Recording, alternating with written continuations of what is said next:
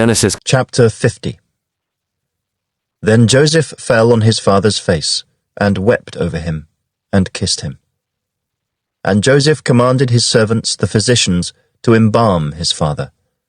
So the physicians embalmed Israel. 40 days were required for him, for such are the days required for those who are embalmed. And the Egyptians mourned for him 70 days. Now when the days of his mourning were past, Joseph spoke to the household of Pharaoh, saying, If now I have found favor in your eyes, please speak in the hearing of Pharaoh, saying, My father made me swear, saying, Behold, I am dying. In my grave which I dug for myself in the land of Canaan, there you shall bury me. Now therefore, please let me go up and bury my father, and I will come back. And Pharaoh said, Go up and bury your father, as he made you swear.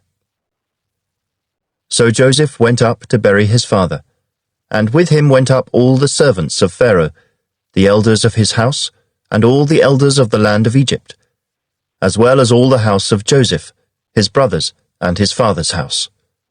Only their little ones, their flocks and their herds, they left in the land of Goshen. And there went up with him both chariots and horsemen, and it was a very great gathering.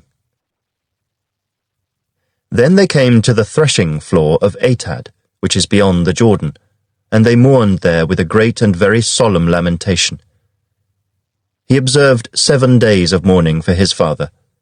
And when the inhabitants of the land, the Canaanites, saw the mourning at the threshing floor of Atad, they said, This is a deep mourning of the Egyptians. Therefore its name was called Abel Mizraim, which is beyond the Jordan. So his sons did for him just as he had commanded them. For his sons carried him to the land of Canaan, and buried him in the cave of the field of Machpelah, before Mamre, which Abraham bought with the field from Ephron the Hittite, as property for a burial place. And after he had buried his father, Joseph returned to Egypt, he and his brothers, and all who went up with him to bury his father. When Joseph's brothers saw that their father was dead, they said, Perhaps Joseph will hate us, and may actually repay us for all the evil which we did to him. So they sent messengers to Joseph, saying, Before your father died, he commanded, saying, Thus you shall say to Joseph, I beg you, please forgive the trespass of your brothers and their sin, for they did evil to you. Now please, forgive the trespass of the servants of the God of your father. And Joseph wept when they spoke to him. Then his brothers also went and fell down before his face, and they said, Behold, we are your servants. Joseph said to them, Do not be afraid, for am I in the place of God? But as for you, you meant evil against me, but God meant it for good, in order to bring it about as it is this day, to save many people alive. Now therefore, do not be afraid. I will provide for you and your little ones. And he comforted them, and spoke kindly to them. So Joseph dwelt in Egypt, he and his father's household. And Joseph lived 110 years.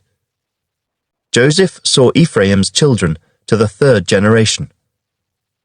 The children of Machir, the son of Manasseh, were also brought up on Joseph's knees. And Joseph said to his brethren, I am dying, but God will surely visit you, and bring you out of this land to the land of which he swore to Abraham, to Isaac, and to Jacob. Then Joseph took an oath from the children of Israel, saying, God will surely visit you, and you shall carry up my bones from here. So Joseph died, being 110 years old. And they embalmed him, and he was put in a coffin in Egypt. Please like, share, and subscribe to help grow the work of the Lord Jesus Christ.